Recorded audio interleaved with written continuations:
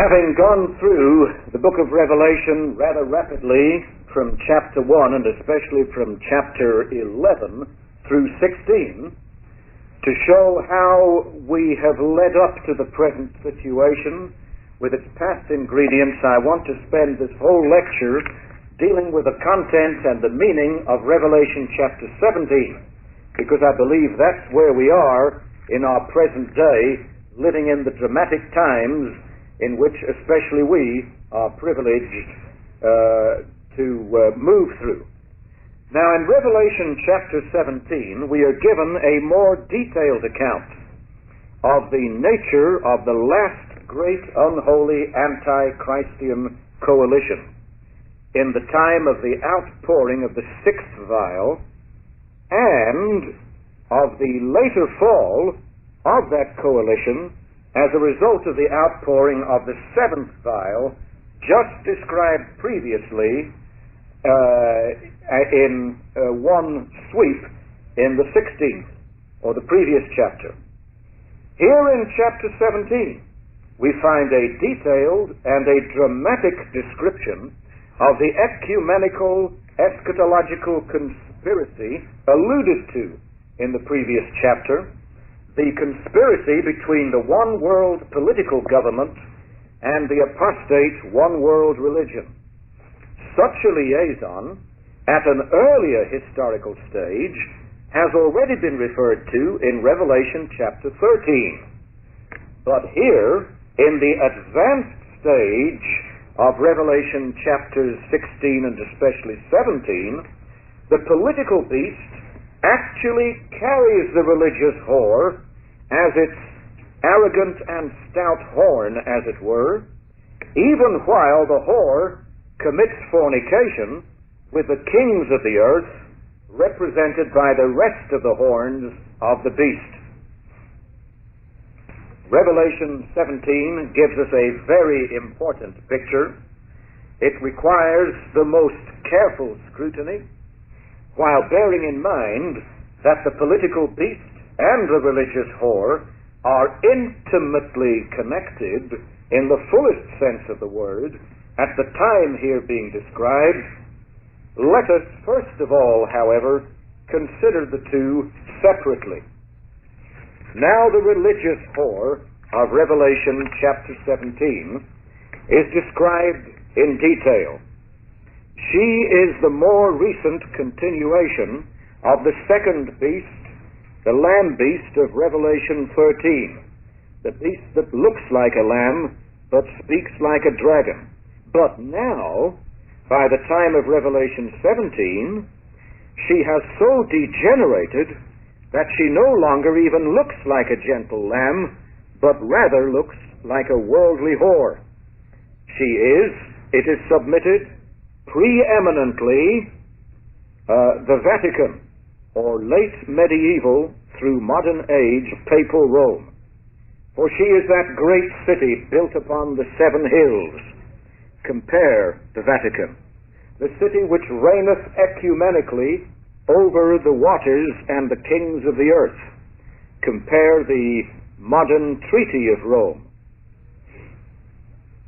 This great whore then is Rome. Thus Tertullian, Jerome, Ambrose, Augustine, Eusebius, Bede, Berengode, and many others. Specifically, she is the Romish papacy.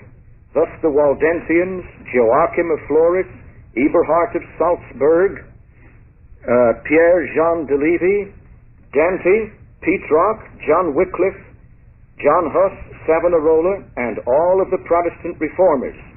And eschatologically, she will probably even reunite with the many whorishly re-Romanizing pseudo-Protestants. Thus already the 1680 Thomas Goodwin, Isaac Backus, Samuel Hopkins, Adam Clarke, and many others.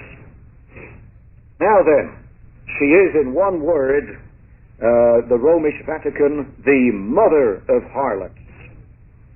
And her apostate, modern, pseudo-Protestant daughters have, like their mother, also become unfaithful to the word of the heavenly bridegroom.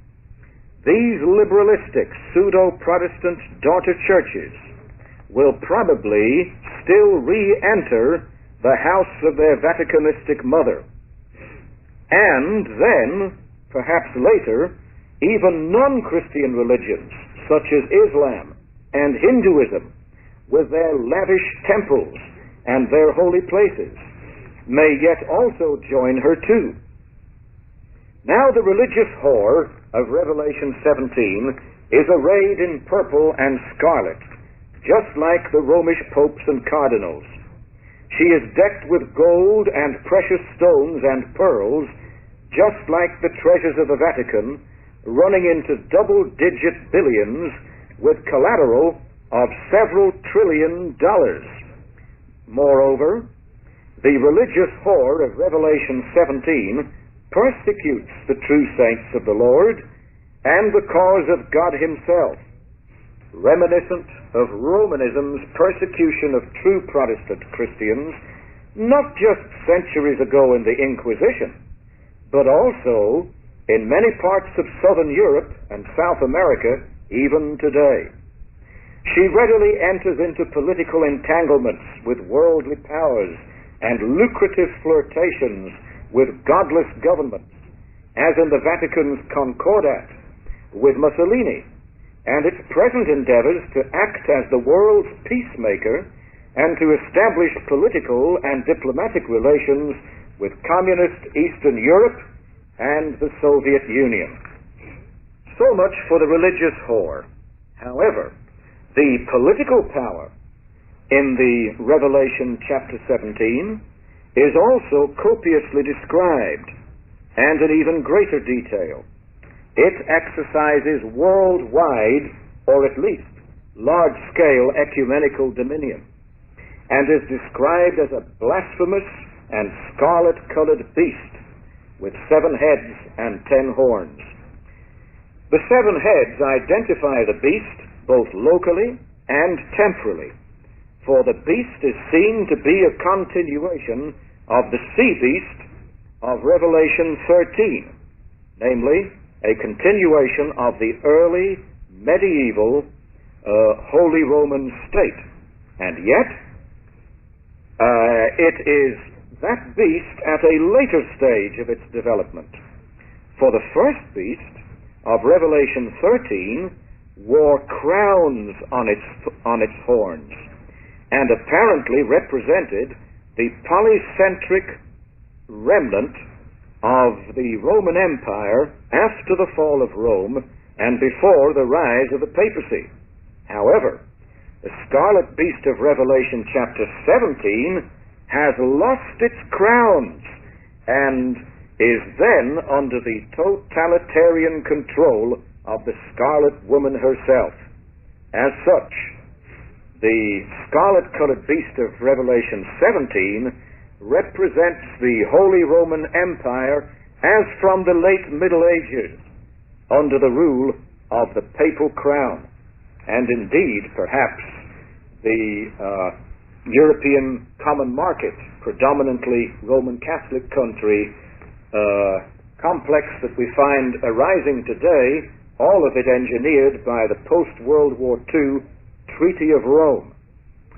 Well, that the late medieval through reformational and from there on out into modern times complex of states, now crownless, are under the direct control of the totalitarian papal Romish whore, is the opinion of Joachim Flores, Dante, the early Lutherans, the Geneva Bible, of some post-reformational Roman Catholic scholars even, also of the Dutch Bible, Matthew Poole, Matthew Henry, Thomas Newton, Albert Barnes, and many, many others.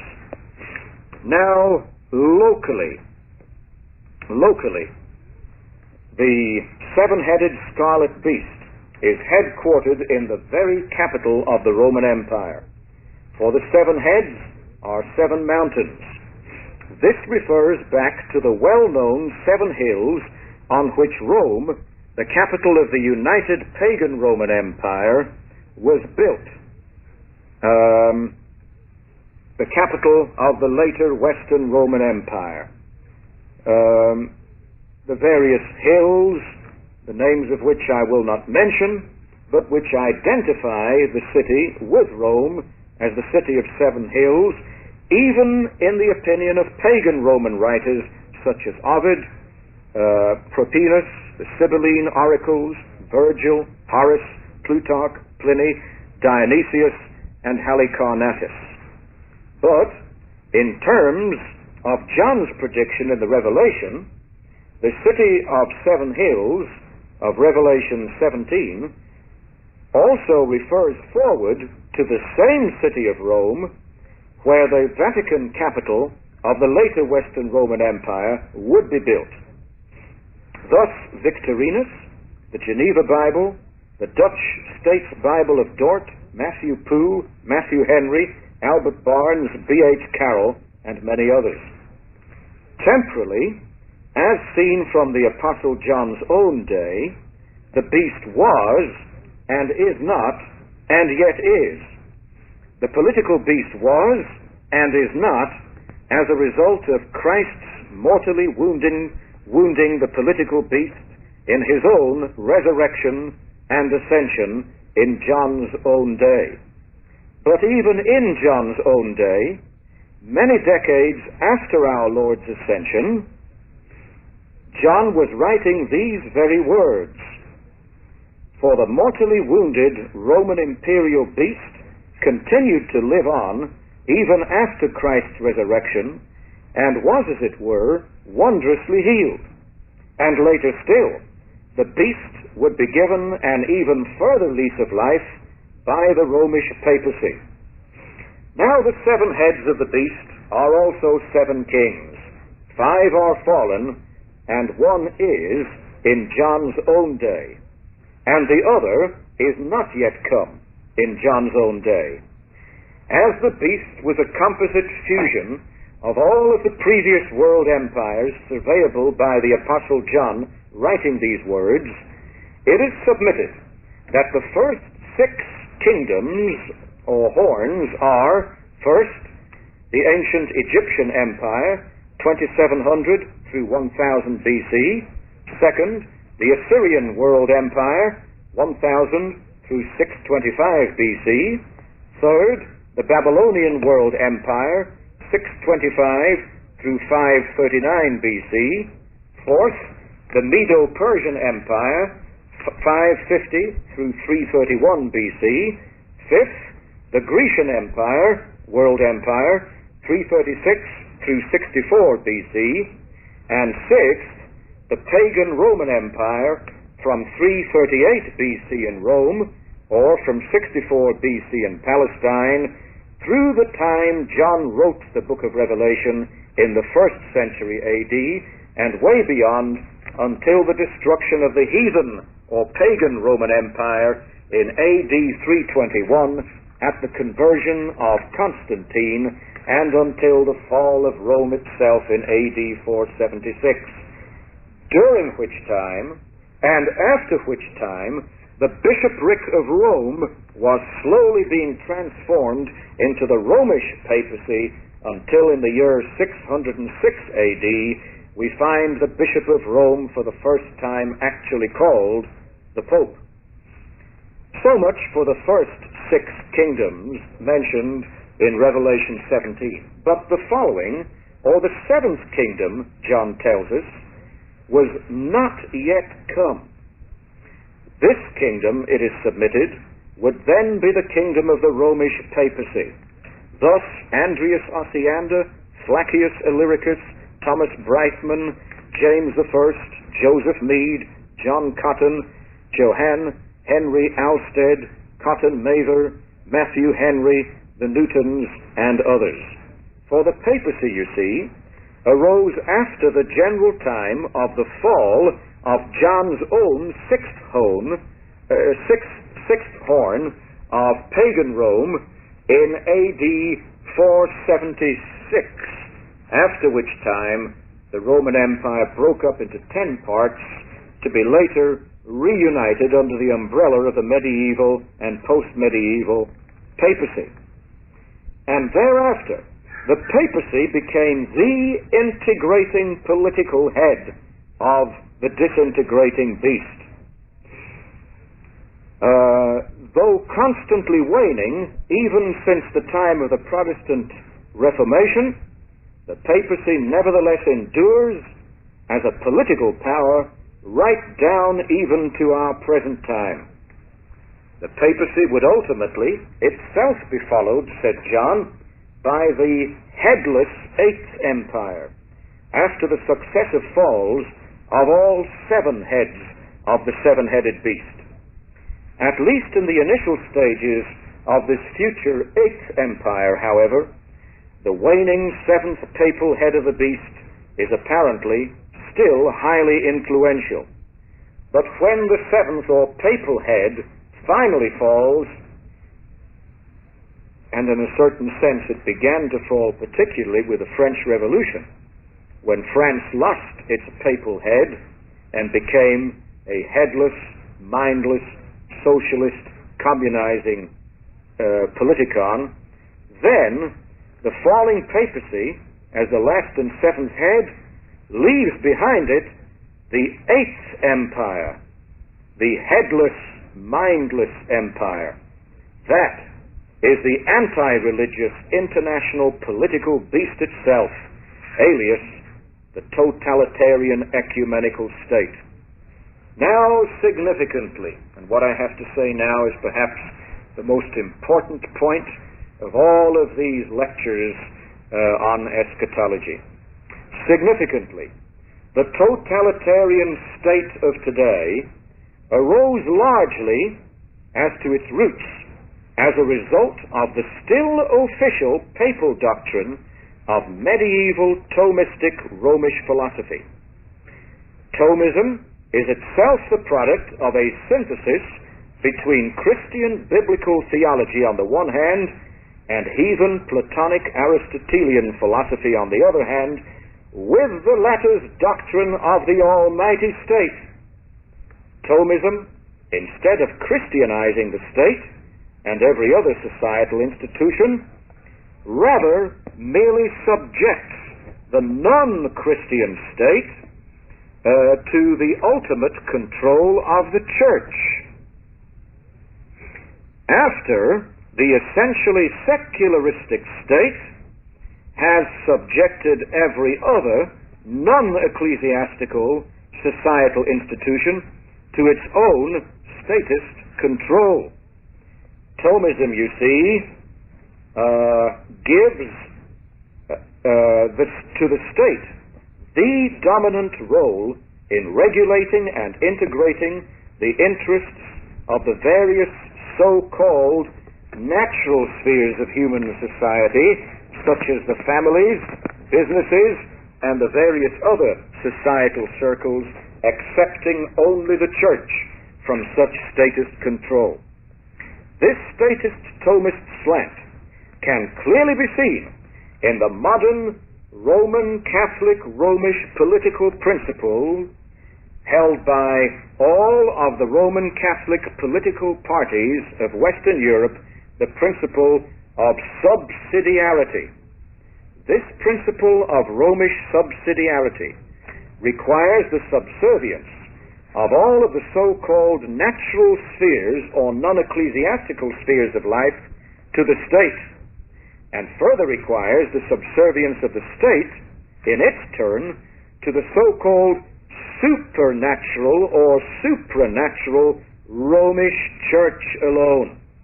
This is the position, this remnantal and developing ultramontanism in the Romish countries of southern Europe, of Ireland or Eyre, of Quebec, and of South America in politics today.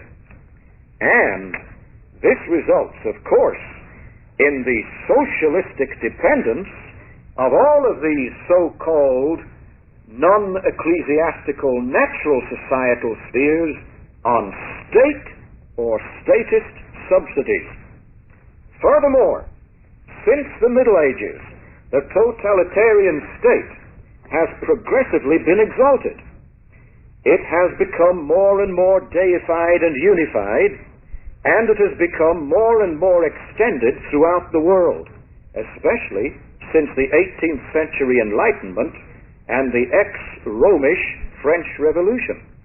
Yet, this so-called Enlightenment is itself only the byproduct of earlier Thomistic and still continuing Thomistic philosophy, with Thomism's unscriptural compartmentalization of life into so-called sacred and so-called secular spheres. Hence, it is not at all surprising that the supposedly enlightened philosopher Immanuel Kant, in his own day, designed what later became the United Nations. Indeed, some of Immanuel Kant's further illuminated or Illuminati students produced the secularistic ex-Romish French Revolution, with all of its statist and liberalistic and socialistic and communistic implications. Let me say, if pseudo-Protestant churches are today the whorish daughters of papal Romanism as the mother of whores, let me further say that Western humanism and leftist socialism and party-line communism are also nothing but the pseudo-French revolutionary daughters of the French Revolution as the master whore in political development. The French Revolution, in its turn, has produced the Marxist and Leninist revolutions, according to Marx and according to Lenin. And all of these revolutions are themselves but the unintended, though logical developments and ultimate products of the original Romish Thomistic so-called naturalization of the desacralized so-called secular state and its separation from the truly sacred Word of God. Now then, this Romish political philosophy, with its unintended liberalistic and socialistic and communistic byproducts, would ultimately dominate almost the whole of largely Romanistic Western Europe even today.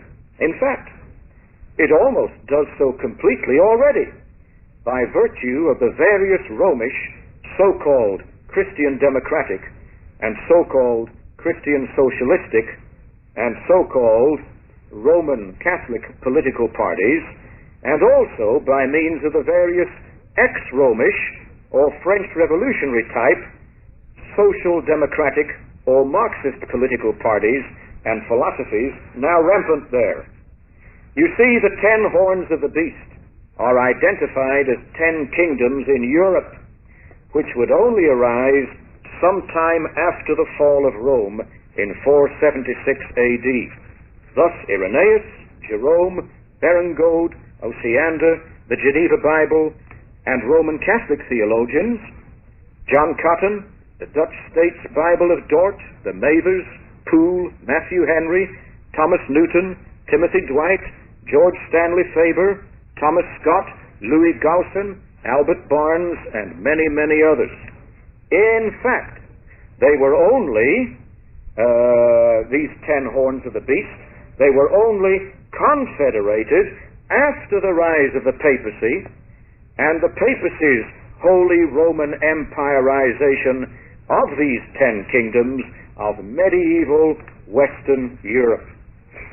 As regards modern times, these 10 Western European countries, anchored again in the Treaty of Rome after World War II in our 20th century, are at present apparently being re-Roman empirized and indeed even socialized by Euromark and by the movement towards the creation of a European Parliament and a United Nations of Europe, as even Lenin himself foretold. These 10 kingdoms or countries, many believe, will receive power as kings or powerful governments 1 hour or for one brief time with the beast, and they shall give their strength, alias surrender their national sovereignty, to the beast, or to the eighth head of the beast, to the Treaty of Rome as the center of the octopus. This occurs when the beast itself attempts to assume worldwide or international, or at least widespread ecumenical, revolutionary Marxist-Leninistic control. After the demise, or perhaps after fusion with, the falling seventh head of the papacy, which at least initially steers the beast, especially after the fall of the first six heads. Now the final religio-political coalition between the religious whore and the political beast, however, shall not stand for long. For the 10 horns or kingdoms of the international political beast shall ultimately begin to hate the ecumenical religious whore for dominating and dictating to all peoples, even while the 10 horns are in league with her. True, the entire beast with all its horns, and as initially steered by the whore, shall make war against the Lamb. Especially is this the case right at the very end of the 1260 years, apparently. But then the Lamb shall overcome them, and they that are with the Lamb shall overcome them too. Thus Augustine, Jerome, Salvian, the Dutch States Bible, Adam Clarke, Albert Barnes, E.W. Hengstenberg, and many others.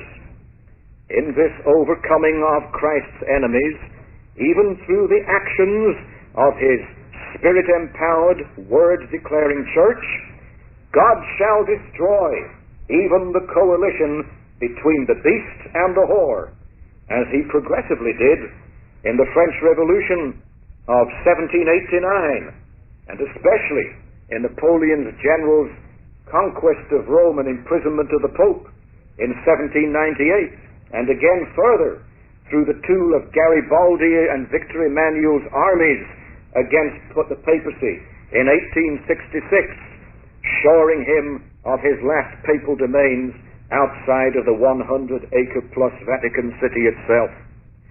The ecumenical humanists and socialists and communists were themselves largely produced as degenerations of the secularistic Western Romish and Eastern Orthodox life and world views, compartmentalizing and dichotomizing the so-called sacred church from the so-called secular realms of life under the leadership of statism.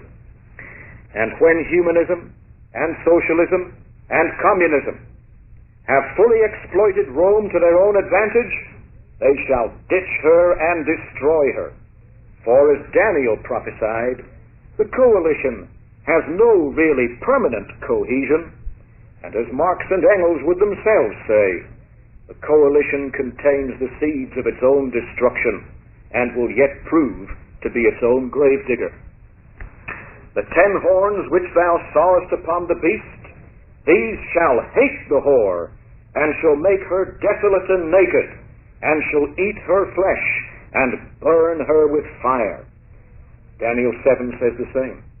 For God has put in their hearts to fulfill his will, and to agree, and to give their kingdoms unto the beast, until the words of God shall be fulfilled. And when these words of God have been fulfilled, round about the predestinated year of 2000 AD, give or take 2 centuries either way, then, and after the 10 horns of the beast have destroyed the religious whore, the international political beast too shall be destroyed. Revelation 19. And the meek, or the law-abiding saints of the Lord, shall go marching in, and shall inherit the earth. However, the occurrence of none of these events is to be anticipated until the very end of the 1260 years. This, as we have seen repeatedly above, is widely expected to end gradually and in stages, probably to end somewhere around the year AD 2000, give or take 1 or 2 centuries either way. So then, It is in this very last quarter of our 20th century, in which we are now privileged to live, that we may probably expect the occurrence of at least some of the momentous events described above in Revelation 16 and 17. Perhaps this will be, in our day and our lifetime or beyond, the last-ditch stand of the forces of iniquity under the militant leadership of the dying papal Antichrist. Indeed, recent events in this very century of ours, such as the liaison between leading members of the Romish clerical hierarchy in South America and the Cuban communist dictator Fidel Castro, only tend to confirm the essentially pernicious, whorish, syncretistic, and therefore anti-Christian nature of the papacy and its emissaries as such. In a somewhat happier day, way back in 1937, Pope Pius XI correctly remarked, quote, "Communism is intrinsically evil, and therefore no one who desires to save Christian civilization from extinction should render communism assistance in any enterprise whatsoever," unquote. But by the time of Pope John the 23rd in the 1960s, the liberal Catholics, such as Brazilian Archbishop Dom Hector Camara and the Dutch Romish hierarchy, had more and more succeeded in taking over the control of the Romish Church, taking control away from the more conservative traditionalistic Catholics, such as former Hungarian Cardinal Joseph Mindszenty and Sir John Epstein. And the consequences have been increasingly disastrous for the Roman Catholic Church and for Christianity everywhere. The strong trend towards syncretism in recent history, then, seems to have commenced, as far as Romanism is concerned, in this century, particularly during the reign of the Romish Vatican's Pope John the 23rd. At the beginning of his reign, you may recall that he lifted Pope Pius XII's ban against the books of the evolutionistic Romanist Teilhard de Chardin, with the result that the Roman Catholic seminaries have now, the last 2 decades, become deeply permeated with the totally unproven and hypothetical, yet pernicious doctrine of man's assumed bestial ancestry, which Pope Leo had considered condemning as heresy around the beginning of this century. In 1959, John the 23rd called for a Vatican Council for the purpose of working for the reunion of the divided denominations and the achievement of unity, liberty, and peace on the basis of obedience to the Roman Pontiff. And shortly thereafter, the Pope told even Jewish leaders, "I am your brother." Next, John the 23rd, the socialistic People's Pope, started to overstress the importance of man's humanity and therefore implicitly to understress the importance of God's divinity, to overstress the importance of Christ's humanity and to understress the importance of Christ's divinity. The Papal Church has now shifted even further toward humanism. Accordingly, recent Catholic thought has now become intoxicated with the civil rights of men and increasingly oblivious to the divine rights of God. The famous Romish dogmatician Schillebeeckx in Holland has already denied, can you imagine it, the virgin birth of Jesus Christ. The new Dutch Roman Catholic Catechism has even denied the atoning blood of Jesus. Since John the 23rd's alteration of Roman Catholic prayers, referring to Jews and Mohammedans as infidels, Rome has notably humanisticized and horizontalized her own missionary outreach. Since John the 23rd's attempt to establish contact with Communist China, the official anti-communist stance of Rome of less than 2 or 3 decades previously has all but crumbled away. Since John the 23rd's convening of the Vatican Councils during the 1960s, Rome has drawn ever closer to the apostate World Council of Churches of liberal pseudo-Protestants and Eastern pseudo-Orthodox ritualists. And that World Council of Churches has itself become progressively more syncretistic and even revolutionary. By 1961, Time wrote of the Treaty of Rome European Common Market that the revolutionary idea of a united Europe is not a new notion but an old one revived.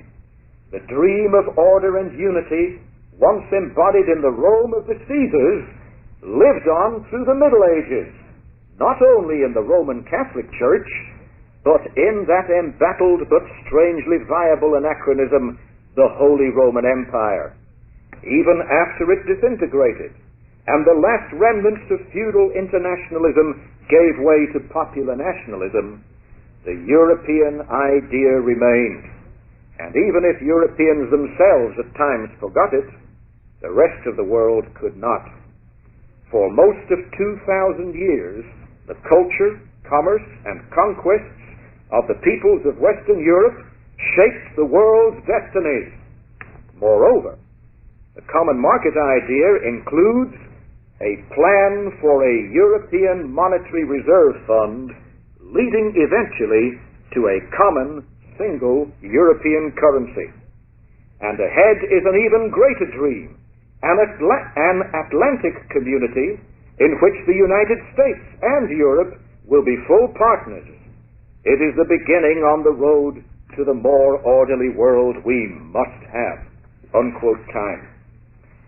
By 1962, plans were underway to unite all of America's Methodists, Episcopalians, United Church of Christ members, and United Presbyterians by preparing for one church. At the same time, more than 1,000 British Anglican clergymen were already agitating for reunion with the See of Rome. Dr. O. Frederick Naldi, World Council of Churches liaison man at the United Nations, held prayer meetings there together with Christians, Jews, Muslims, Confucians, Buddhists, etc., all participating on a base of formal equality. And in the same year, the European Conference of World Peace met in Rome to develop a blueprint for world law compiled by 1,000 lawyers from 79 nations, including the Soviet Union. By 1965, the anti-communist books of the famous ex-communist and traditionalistic Roman Catholic Douglas Hyde had all but disappeared and been taken down from the shelves of many leading Roman Catholic bookrooms. Many Catholic priests, particularly in Brazil and Chile, and not excluding the United States, had turned to promoting revolution. And by 1966, the Communist Party in the United States of America embarked on a 10-year plan for the creation of a Church of World Brotherhood as part of a Russian-oriented program to promote world government. In the 1970s, Pope Paul VI offered his services as a political mediator in Vietnam, the Near East, and Northern Ireland. In 1970, the World Council of Churches Secretary, Dr. Eugene Carson Blake, delivered the inaugural address at the consecration of the Temple of Understanding in Washington, D.C., under the sponsorship of a committee composed of representatives of many non-Christian religions.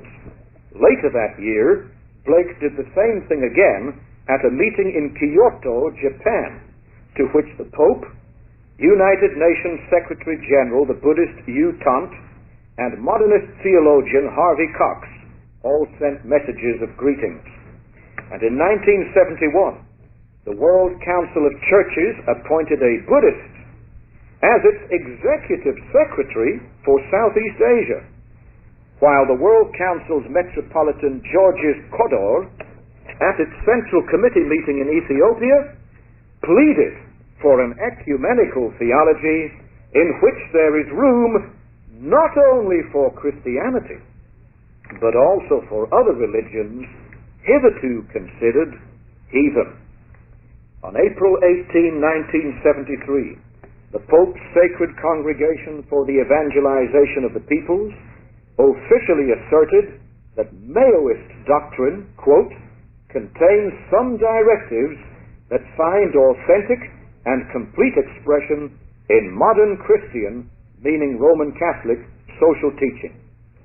It added that present-day Red China, quote, is devoted to a mystique of disinterested work for others and to inspiration by justice, unquote.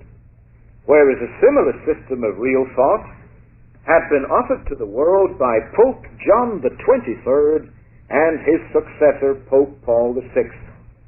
On February 5th, 1974, Pope Paul VI, to the delight of the government of Communist Hungary, deposed the heroic anti-communistic Cardinal Mincetti as primate of all Hungary. Later that year, the World Council of Churches openly sympathized with the deposed Marxist-Leninist Allende government in Chile and openly opposed the anti-communist Pinochet regime which succeeded it, while the World Council's General Secretary Philip Potter claimed that resurrection means insurrection. In 1978, ex-Jesuit Malachi Martin, who previously taught in the Pontifical Biblical Institute as a close associate of Pope John the 23rd himself and of the great Romish dogmatician Cardinal Bayer, Martin indicated that Pope Paul VI had made the decision to discount the West and to cultivate the socialist bloc on the assumption that capitalism is decadent and that the advent of communism worldwide is now inevitable and only a question of time. Said Martin, quote, "It's a momentous thing that the Vatican, which professes to promote godliness, says it would accept communism. It was my duty as a Catholic and as an American to reveal the secret papal negotiations now going on. Silence would have been the highest treason," unquote, Malachi Martin. This dangerous syncretistic trend has continued under Popes John Paul I and II. In November 1979, addressing Catholics at the Italian Embassy Chapel in the Turkish capital of Ankara, the present Pope expressed, quote, "the esteem of the Catholic Church for the religious values of Muslims," unquote. The present Pope urged his listeners, quote, "to consider every day the deep roots of faith in God in which your Muslim fellow citizens also believe, and deduce from that the principle of collaborating for the progress of man, extending peace and fraternity," unquote. In May 1980, John Paul II called, quote, "for a new international economic order with closer relations between Eastern and Western Europe and between the developed and underdeveloped world," unquote. And in July 1980, while visiting that largest of all Roman Catholic countries, Pope John Paul II declared that the Brazilian have-nots have a right to own land and also have the right to utilize force to bring this about. Small wonder then that even modern traditionalistic Romanists are thoroughly disgusted with their more recent popes, from John the 23rd and Paul VI and John Paul I through John Paul II from communist Poland.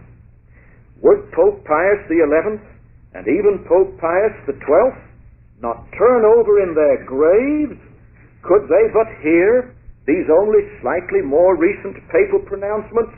No, they would not. For the papacy boasts that Rome is constantly semper eadem, or essentially always the same. Particularly, we might add, when it comes to the expediency of international diplomacy. The anti-communistic Pope Paul VI from fascist Italy himself made a concordat with a fascist socialistic dictator, Benvenuto Mussolini, and some would say even with the National Socialistic Nazi leader Adolf Hitler. Why should the present Polish Pope then not one day recognize the similarly totalitarian Soviet Union and Red China? Just consider the recent atheistic communist reinterpretations of Romanism. Consider Castro's rapprochement with Rome. Consider Gromyko's and Mikoyan's visits to the Vatican on diplomatic missions.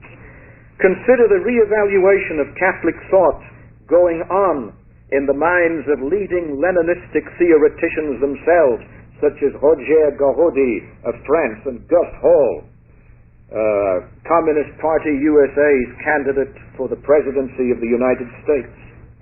Read Political Affairs, the official theoretical journal of the Communist Party of the United States of America.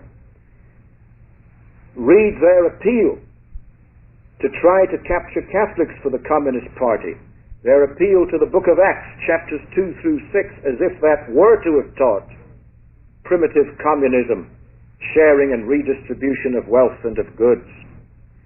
Who can then deny at least the possibility, if not the probability, of a worldwide papist team-up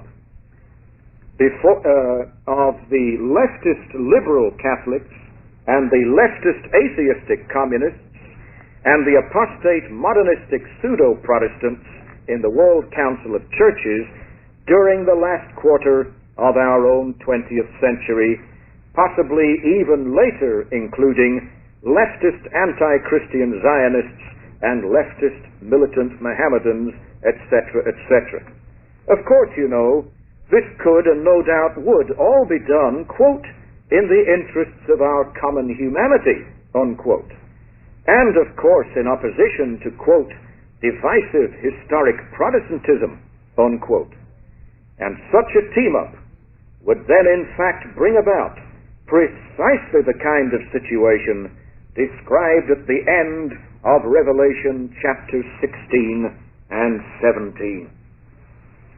But that will not stand, and in our following and last lecture we shall deal with the triumph of the people of God through this and in it, and especially after it, down through the subsequent ages, ending in the return of our Savior Jesus Christ to a Christianized